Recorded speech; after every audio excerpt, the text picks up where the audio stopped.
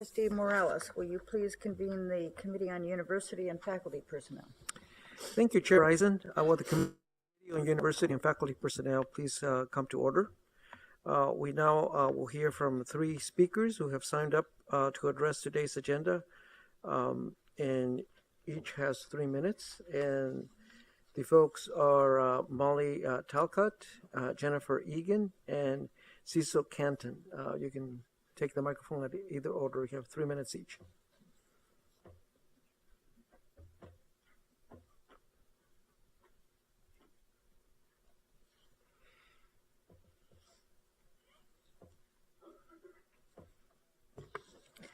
Good morning, everyone. My name is Molly Talcott. I teach sociology at Cal State LA, and I'm the Associate Vice President for CFA. Yesterday, we heard discussions about how to support student success and timely graduation, about faculty's central role in structuring the curriculum, and we heard students discuss how continuous fee hikes push them out of the CSU. Look, there's no mystery here to be solved. We already know that the foundation of student success is fully funding instruction, and that means hiring a stable, tenure-line faculty workforce who can mentor students, who can guide them and write letters for them, and go the extra mile, as we do. So each month, I have a group of about 7 graduate students over to my house in the evening. We sit at my kitchen table, I feed them, we discuss their thesis projects, their plans going forward into PhD programs, and so on. And mostly this functions as an intellectually grounded support group, where together we reaffirm that they belong in graduate school, that they're not imposters, that their ideas are brilliant and powerful, and yes, world-changing. As Black and Latinx students who are first-gen graduate students, they need this space. And this kind of relationship-building labor is often hidden in the official data. But it is what produces holistic development, well-being, and success among our students. But look, if I were teaching 5 and 6 classes at 3 different universities across LA, as many of our faculty do, these sessions would be impossible for me to convene. Now let's recall Assembly Concurrent Resolution 73, passed 16 years ago. ACR 73 called on you, the trustees, along with Academic Senate and CFA, to jointly develop a plan that would raise the percentage of tenure-line faculty to at least 75% and ensure that qualified lecturers are seriously considered and the faculty diversity is improved. So how are we doing? The numbers from just the last 5 years indicate a lack of commitment to this objective. In the CSU as a whole over the last 5 years, we've gone from 45% tenure-line faculty down to 40%. On my campus, 47% of faculty were tenure-line in 2012, and we're down to 33% as of 2016. And along with LA, I'll mention Dominguez Hills, who went from 33% to 28% tenure density in the last 5 years. And I want to ask, why do the campuses that serve the highest density of first-generation, Pell Grant eligible, and Black and Latinx students have the lowest and continually declining rates of tenure density? We're not going to close equity gaps with these short-sighted hiring trends. Trustees, you must redouble your efforts to address this crisis. In academic year 15-16, 70% of new hires in our unit across the CSU were lecturer faculty, and only 21% were assistant professors. Faculty need real institutional commitment from the CSU in order to be able to serve students over the long haul. If you want students to graduate faster, give them faculty who can devote their time because they have a permanent full-time appointment and real institutional support. We also need to get creative about departing from traditional hiring practices and support a pathway to tenure for qualified lecturers. It's really time to make a U-turn on the decline in tenure density and to do so creatively. Faculty with full-time appointments are really the strong foundation for student success. Thank you.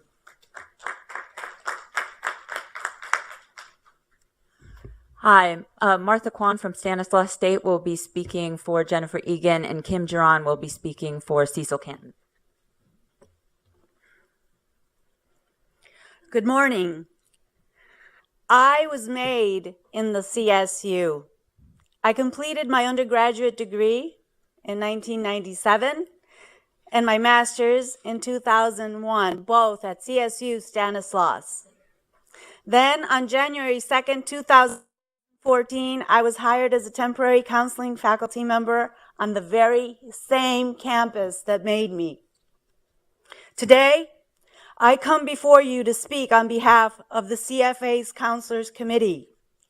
I am here to provide you with important information about the number of students seeking mental health services, the lack of compliance with recommended counselor-student ratios, and the CSU's perilous plan to eliminate permanent counseling positions. CSU counseling centers are seeing significant increases in the numbers of students that meet crisis criteria, meaning they are experiencing suicidal or homicidal thoughts, significant life disruptions such as a death or a sexual assault. These presenting in crisis receive priority services. Prioritizing students in crisis impacts other students seeking treatment for more routine but disruptive problems such as anxiety and or depression. At this moment, hundreds of students are in waiting and hoping to receive services in our system. Students, as a rule, do not access services until symptoms are very severe. This fall, students in the CSU have been accessing counseling services in unprecedented numbers due to DACA, the Las Vegas shooting, and the California wildfires.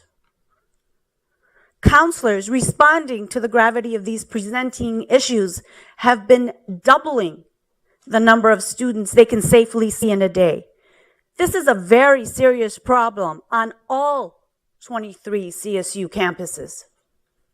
Therefore, it is quite surreal in the context of this high demand for services and the increased severity of student mental health issues that the CSU does not want to hire and retain permanent, experienced mental health counselors. A recent analysis shows that permanent counseling positions have been reduced by 50% in the last 10 years. As of today, there are 7 campuses with no permanent, experienced mental health providers. I'm almost done. Another severe problem for the CSU is the high turnover rate among temporary counselors. There are several reasons why counselors are leaving the CSU, some of the most cited being low pay, excessive workloads, and concerns about personal liability. There are 2 campuses where the most recent senior counselors have been there only 2 years. Then, at CSU Sacramento, 3 temporary counselors were not rehired because they were making inquiries about the promised permanency of their contracts. We, the CFA Counselors Committee, pose the question, how do these current CSU practices benefit our campuses? But most importantly, how do they benefit our students? All of you, I have been told, have been provided with a copy of the California Faculty Magazine, which documents the CSU's lack of compliance with internal accreditation staffing standards. There is evidence in the form of various external reviews commissioned by CSU administrators that repeatedly articulate CSU psychological centers are overbooked and understaffed at dangerous levels. Also, in that same magazine, you will find a link to a timeline, a striking visual that speaks to the longevity of these concerns. Thank you very much. We, the CFA's Counselors Committee, implore the trustees to read our report. We emphatically request that there be an audit of all external reviews conducted on CSU counseling centers and that the recommendations offered by these experts and accrediting agencies be followed. Thank you.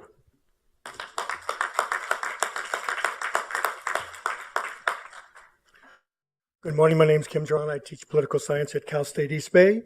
I want to talk about the issue of the Ethnic Studies Task Force.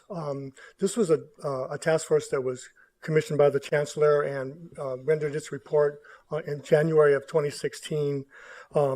Last summer, the Chancellor responded to that report and said that in the next year that there would be discussions with all the campuses regarding what exactly was going to happen with the 10 recommendations that were brought forward. Basically, due to the lack of tangible action by the CSU to address this crisis in ethnic studies, the Legislative Black Caucus this spring and the API Legislative Caucus in October have actually held hearings to discuss the status of ethnic studies in the CSU and the other two systems. In both hearings, ethnic studies faculty testified not only about the outstanding work that their programs provide, but also about the lack of resources to really sustain these programs into the future. I hope we can hear today from the Chancellor about what the CSU and the campuses are doing to implement the 10 major recommendations. And so far, I believe there was supposed to be a report out or some report back. We still have not heard yet what exactly is happening with that. We hope we can hear some update on what's happening with that, because those issues actually bleed into what's happening now with the executive orders that have been proposed this summer that are going to definitely have a devastating impact. I've talked to my ethnic studies faculty around the system who are very concerned about the radical changes in general education and also the impact on Black and Brown and Asian students for remedial math and English. So I'm hoping that those information will be provided about what's happening with the Ethnic Studies Task Force recommendations, and two, that we can hear more about what the system's going to do to help address the challenges that the executive orders are going to have on our students of color. Thank you. Thank you. Well, thank you for your comments. Moving on to the consent agenda, would any committee member wish to remove any of the consent items for separate discussion? Hearing none, could I have a motion for approval of the consent agenda? All right, it's moved and seconded. Any discussion? All those please say aye. Opposed? Okay, the consent agenda is approved. The committee has one item on today's discussion agenda. Item 3 is an information item on the CalPERS retirement system for CSU employees. We will hear from Elisa Bard, Vice Chancellor of Human Resources, and Brad Wells, Associate Vice Chancellor of Business and Finance. Vice Chancellor Bard will begin the presentation. Thank you, Chair Morales. This information item is a presentation of CSU retirement benefits administered by the California Public Employees Retirement System, CalPERS. The presentation reflects the Chancellor's commitment to inform the board of various aspects of CSU operations. We also know some board members read the recent LA Times article regarding the UC system retirement plan and thought a review of our plan may be helpful. Brad and I will provide an overview of CalPERS and its history, the retirement benefits the organization provides to state and CSU employees, how these benefits have changed over the years, and the increasing cost burdens for the state and the CSU. We hope the board finds this helpful. The Public Employees Retirement Law establishes CalPERS for the purpose of providing pension benefits to specified public employees. All state agencies, including the California State University and school employers, are governed by law under CalPERS.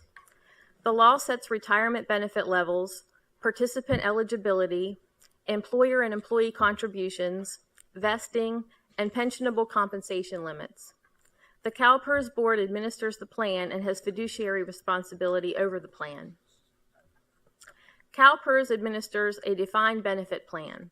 Retirement benefit levels are based on a formula rather than contributions to a savings plan under a defined contribution plan, such as a 401k, 403b, or 457. CalPERS membership is compulsory for all CSU employees who meet the eligibility criteria defined in the law. CSU does administer its own voluntary defined contribution plan authorized under Internal Revenue Code 403b. The CSU tax-sheltered annuity plan allows CSU employees to save towards retirement by investing pre-tax and post-tax contributions in investments in either annuities or mutual funds. Title V and the Education Code give the CSU Board of Trustees the authority to administer the TSA program. This program is voluntary and does not include an employer match. Now I'd like to give you a brief history of CalPERS. In 1932, CalPERS was established as the State Employees Retirement System, SARES. At that time, SARES provided retirement benefits only to state employees. In 1939, the state legislature passed a bill that allowed counties, cities, and school districts to participate. Health insurance coverage was offered to SARES members in 1962 with the passage of a law that was later amended to become the Public Employees Medical and Hospital Care Act. To avoid confusion with retirement systems in other states, the organization's name was changed to the California Public Employees Retirement System in 1992. Almost 20 years later, the first of two significant pension reform bills was signed into law. The Pension Reform Bill of 2011 made changes to the law by placing newly hired state employees into retirement benefits with formulas less generous than that of current employees. With the call for further pension reform, the governor signed into law the Public Employees Pension Reform Act of 2013, known as PEPRA, which made sweeping changes to the law. CalPERS benefit formulas are set by the law and vary on entry into CalPERS membership. The formula that determines retirement benefits is a calculation of a member's years of service credit, age at retirement, and final compensation.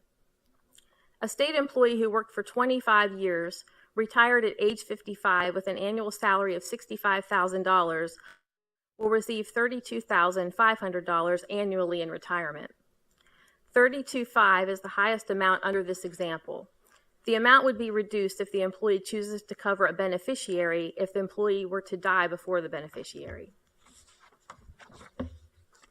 Retirement benefits also can vary based on how an employee is classified, the type of membership, and provisions set in the law. The three basic types of retirement include service retirement or normal retirement, disability retirement for employees who can no longer perform the usual duties of their current position due to illness or injury, and industrial disability retirement for public safety members who are unable to perform the usual duties of their current position due to a job-related illness or injury. Pension reform created 3 levels of benefits by hire date and membership date. This next slide provides a comparison between the various retirement plan benefits and formulas. You'll notice that enrollment in a specific formula depends on when the employee was hired and enrolled in CalPERS membership. You also notice that the benefit levels have changed and retirement ages have increased. Employees must retire at an older age to receive the same benefit level as an employee hired before pension reform. Recent pension reform has also increased the minimum retirement age to age 52, changed the way salary is used to calculate retirement from the average highest 12 months to the average highest 36 months, and limited pensionable compensation to $118,775 for new members as opposed to $270,000 for members hired before 2013. I will now turn the presentation over to Brad Wells, Associate Vice Chancellor for Business and Finance.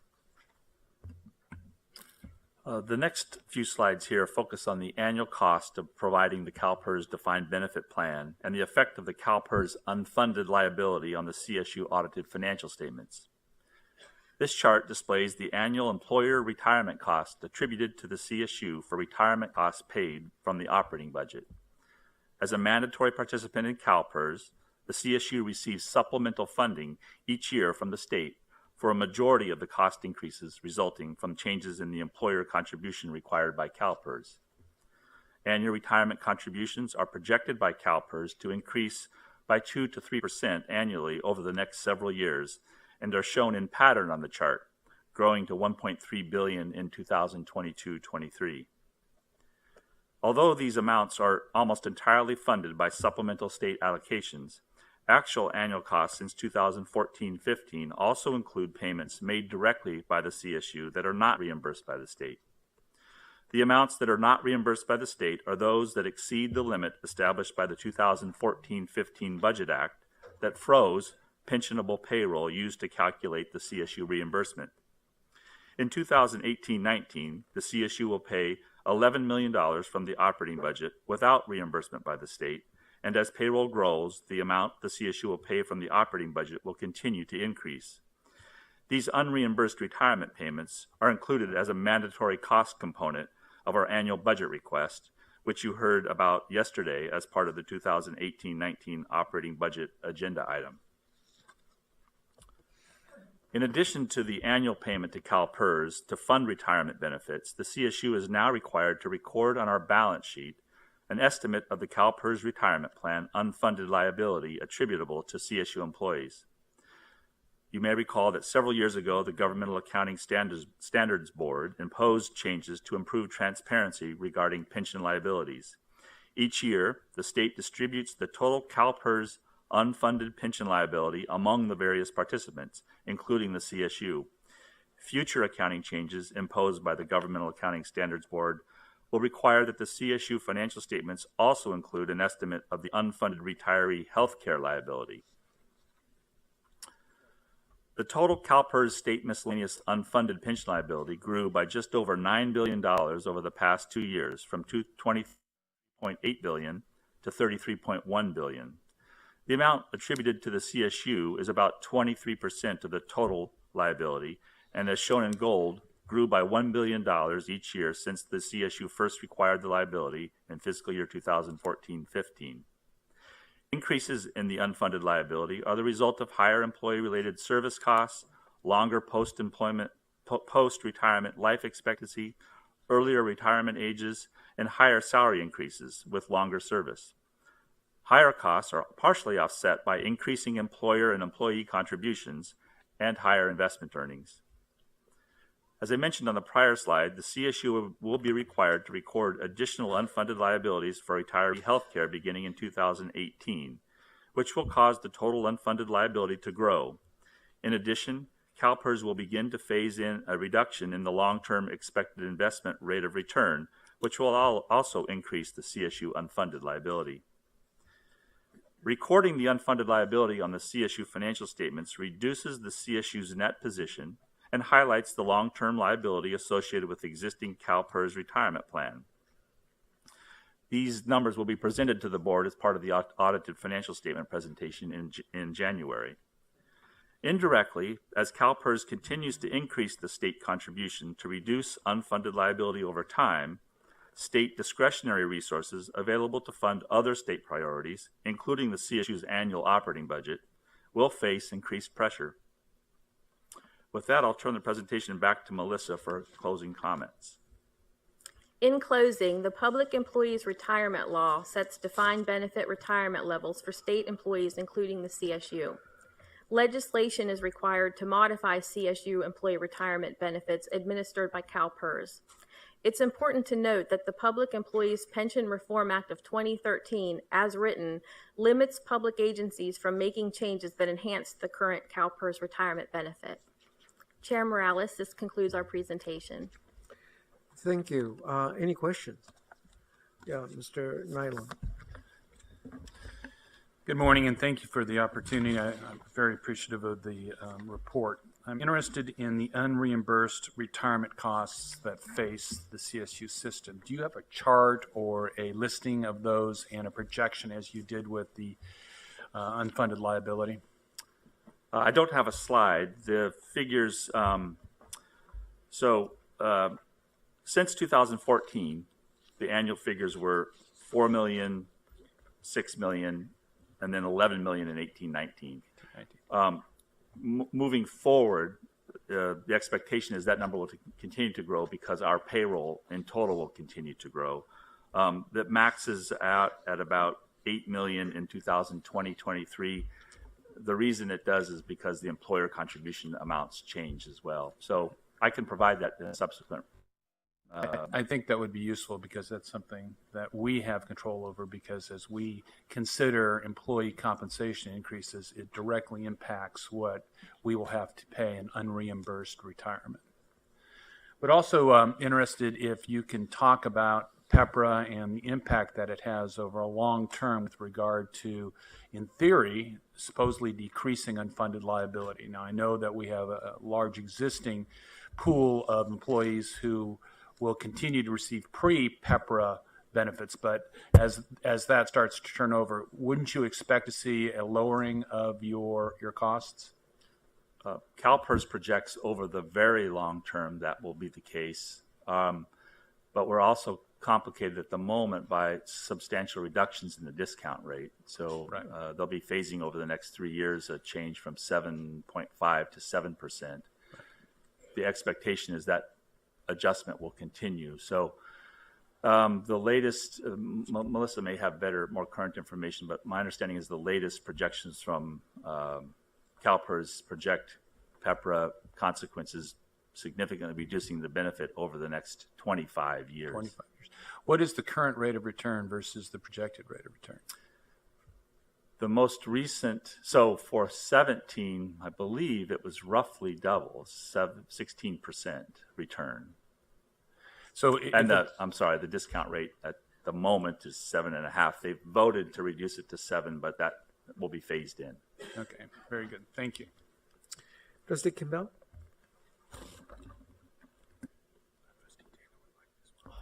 Yes, thank you for that presentation. I had a question about the defined benefits. So it's funded, we fund partially, and then the employees contribute as well, correct? What is the percentage of their contribution versus ours? So for new members, it's 6.5% of salary, and that can vary from year to year. Okay. For individuals that were hired before 2013, it's fixed at 5% of salary. Okay, and then as to the defined contribution plan that's voluntary and there's no matching, this is open to all employees as well? All but students. Okay, and who manages that? So we have different vendors, and I'm looking to my experts behind me that can provide us with that answer. We currently have one vendor, Fidelity Investments, that actually handles, is administrator of our plan. But I'm sorry, I can't hear you. We have Fidelity Investment, who happens to be our administrator of our plan. And within the CSU, we have an actual investment committee that oversees the plan with a consultant who happens to be Aon Consulting. And is there a cost to us, to the system, for that, for the man? No, the employees pay the administrative costs and fees of funds for the plan. So there's no cost to the CSU. Okay, and another question, are CalPERS employees also contributing to Social Security and receiving Social Security? Yes. Okay, thank you. Thank you, Mr. Chair, Ms. Barden, Mr. Wells. Thank you for an excellent presentation. I'll admit I was looking for the silver lining in this cloud, and I had a hard time finding it. And I want to follow up on Ms. Campbell's, Trustee Campbell's question about Social Security. So our employees contribute to Social Security in the normal amounts, plus the 6.5% on top of that, just to be super clear. Correct. Okay.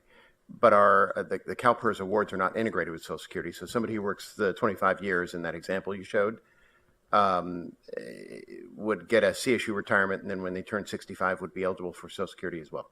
Yes. On top of that. Okay, so their combined retirement pay would be what they get from our DB program, what they get from Social Security, and then anything they might have put into a DC program, defined contribution program, on a voluntary basis. Sure, they had Okay. that plan, yes. So that's how generally our staff are piecing together a reasonable retirement. Nobody's getting rich working at CSU, but we also want to make sure employees aren't destitute when they leave. Certainly. Question on the supplemental state allocations. Mr. Wells, your slide number 8 showed the growth estimated from $800 million in the current fiscal year to $1.3 billion in about another 5 years. And there's an expectation that the state will pay for that growth of $500 million. No. So who's going to pay for it? Yeah. There's two things happening in that slide. One is the CalPERS publishes an expected employer contribution growth rate. They can change it annually and do, but they have published that. We've also made some assumptions about payroll growth over that period as well. The CSU, when we hire a new employee, part of the budget process is to assign employer costs associated with that employee, including benefits. So when we fund you saw yesterday the budget for employee compensation, that includes a component of the retirement cost associated with that additional compensation. The state portion of that, really of funding that growth over the time, is really attributable to changes in the employer percentage assigned by CalPERS.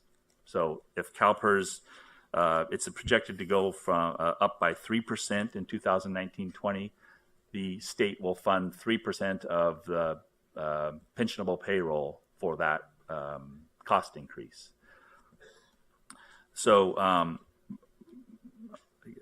think that answers your question. It's a combination of state funding for assuming no change in employee payroll, and CSU funding for change in employee payroll. Okay, that's the unreimbursed piece. The unreimbursed piece is different. So okay. So let me go back to the question of that expected $500 million in additional costs in 5 years. How much is ours? How much do we need to come up with out of some pocket or other? How much will the state, knock on wood, continue to take responsibility for? Let me try another way. A portion of the $122 million as part of the 18-19 budget would contribute to that increase. Okay, I got you. And each year thereafter. Gotcha. The unfunded portion of it is the state in 2014-15 froze pensionable payroll. And pensionable payroll is a technical, it means the payroll for people who are qualified to receive a pension. Yeah. So what we're on the hook for is the difference between our actual pensionable payroll and that frozen limit, the 2013-14.